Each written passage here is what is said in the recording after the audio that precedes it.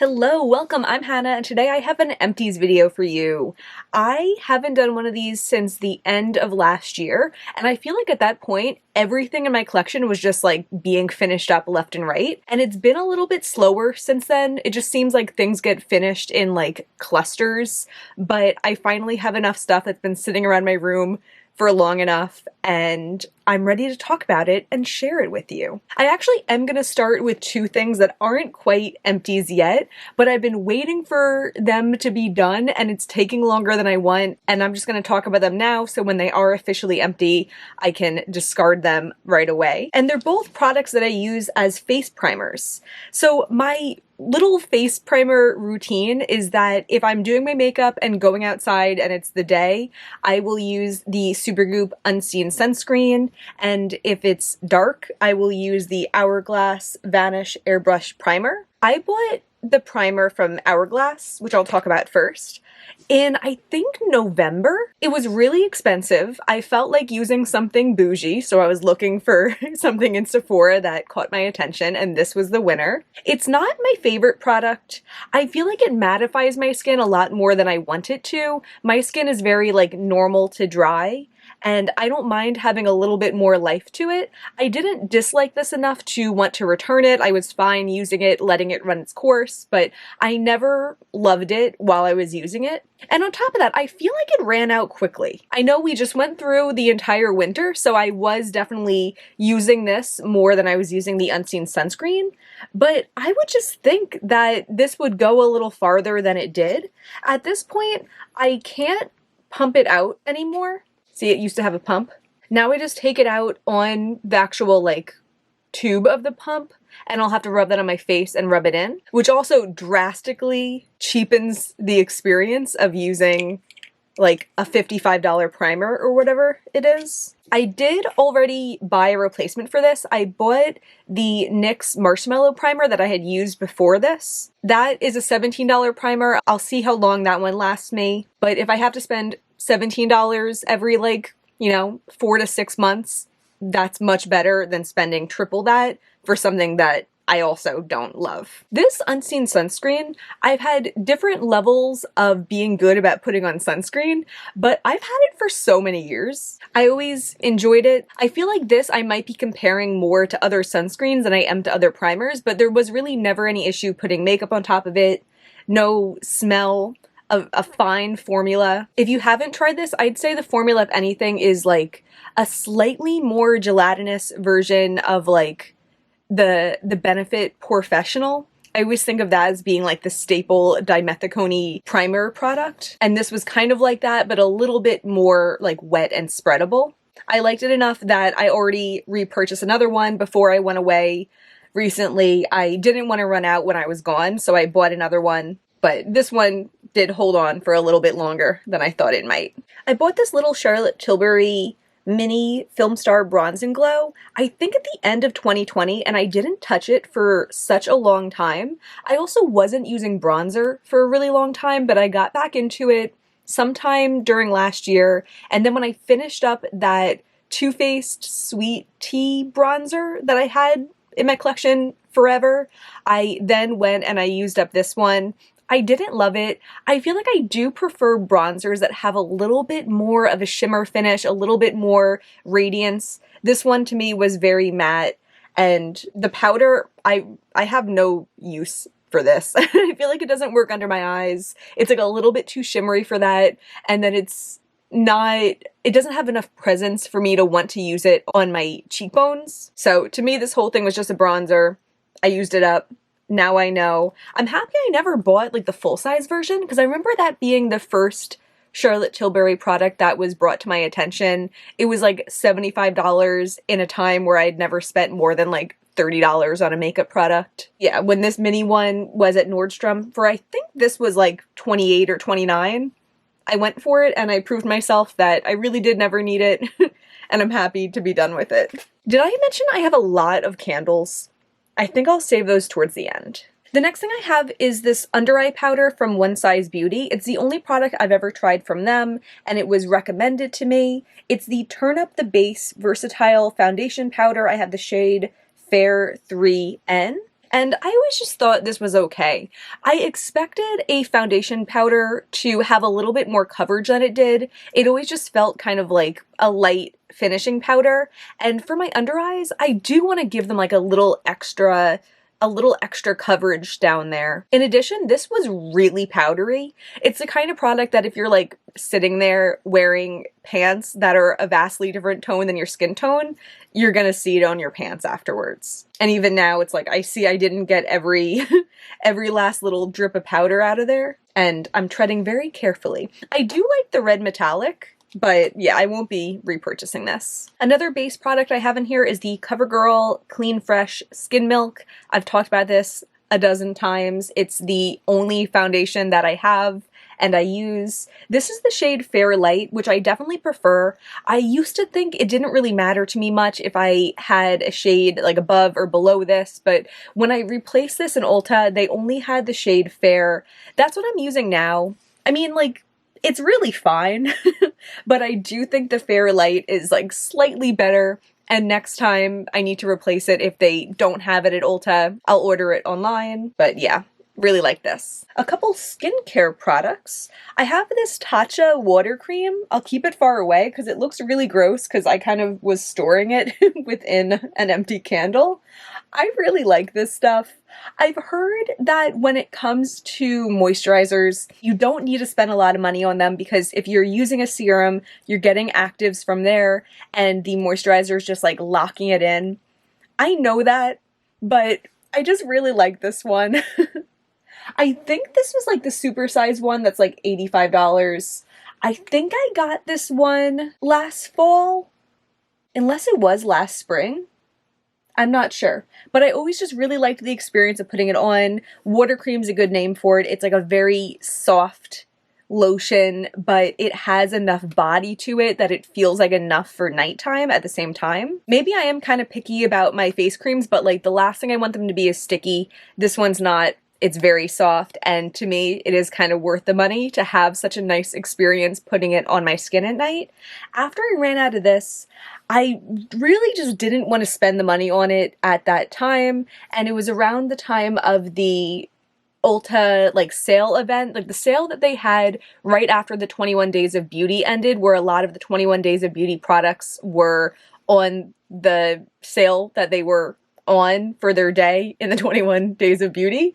I bought the Peach and Lily, like the green matcha one. I think it's okay. I am a little like scared that it's breaking me out. I know people always say that and I've never experienced it, but I feel like I've gotten a couple extra pimples since then. It could be unrelated. I don't know, but I think after I finish that, I probably will go back to this. Hopefully it will coincide with the time of a sale. This would be a nice thing to get for 20% off, and I did just miss it in the Sephora sale, but we'll see. Maybe my relationship with the Peach and Lily one will improve by then anyway, but right now I feel like, for me, this is worth it. I like it. I miss it. Next, I have the Sunday Riley Good Jeans. I had gotten this as part of my birthday gift from my boyfriend's parents the year before last year, like the fall before last fall, and I've been using it very sparingly since then, maybe like once a week tops. I like this, but I don't feel like I see direct results. As I'm saying the sentence, I'm like, maybe I'm just literally not using enough, or maybe I'm using it so sparingly over such a prolonged period that maybe I'm just like not realizing the results are from here, but they are. I don't know. I know this is like a hero product for so many people. I just thought it was okay. Didn't offend me, didn't throw me. But if I were to get it again, I feel like I've gotten a lot of samples of this over the years. I've gotten this in kits. Clearly I've gotten it as a gift. I'll continue to use it as it comes into my life. And then these two were both part of the birthday gift I got from my boyfriend's parents this most recent fall. They got me a bunch of Youth to the People products. So I have the Dream Eye Cream and the Adaptogen Deep Moisture Cream. The eye cream I thought was okay. It didn't thrill me. I definitely prefer the Ole Henriksen, the like little purpley one that I really love. I prefer that one, but I was okay taking a break from it, using this and kind of prolonging the Ole Henriksen's life. This Adaptogen Deep Moisture Cream, I did enjoy this. Something about the smell is very spa-like. It feels very like natural, and I did like it. It's a little bit thicker than like the water cream, for example. I don't know if I'll be running out and repurchasing this, but I wouldn't mind it. Like, it's definitely something that I can see myself owning again in the future. I did like that. I ran out of my top coat that I use for my nails. This is the Ella and Mila one. They have it at Ulta. They have it on Amazon. It's like 10 bucks, and I have replaced it since then. And then I have this Living Proof Perfect Hair Day dry shampoo. I recently learned that Living Proof is cruelty-free. I don't know why in my head I just thought they weren't for the longest time. Maybe they weren't in the past. I don't know. I didn't look that closely into it, but I do know that they are cruelty-free. So I recently bought their shampoo and conditioner, and when I bought that, I got a sample of this along with it. And I really enjoyed this. I have a pretty passionate relationship with the Dry Bar dry shampoo. I don't know if I like this more than the Dry Bar or just as much, but I do have a big one still of the Dry Bar one, and even when I went on vacation, this had already been used up, and I bought a mini of the Dry Bar to take with me, so I feel like I'm set on the Dry Bar. I'm happy with it, but if for some reason this is a better option to me, if this is cheaper in the future, something like that, I could see myself also buying this. Those two are definitely the two best dry shampoos I've ever used. Okay, we have entered Candletown. I'm so excited. I think a lot of these I did mention when I bought them, because it was around the time of Black Friday that I bought a whole bunch of candles, and I've been clearly using them up ever since. Let's talk about my favorite one first, which is the Skylar Vanilla Sky candle. This one, when I first got it, I ordered it from Sephora, and a bunch of their candles were on sale for like 25% off or 30% off. And when I got it in, I smelled it and I was like, I don't know if this is me. It's described as like a cappuccino, pure vanilla, caramelized cedar scent. I'm so not a coffee person. I never drink coffee. The last time my boyfriend was like, this is good, you should try this, I'm like, ugh, I hated it. So I got this, it smelled like coffee, it kind of smelled like a little bit like old milk with coffee, and I considered returning it because there was another one that I did return. I returned a Forever Mood one that smelled like watermelon.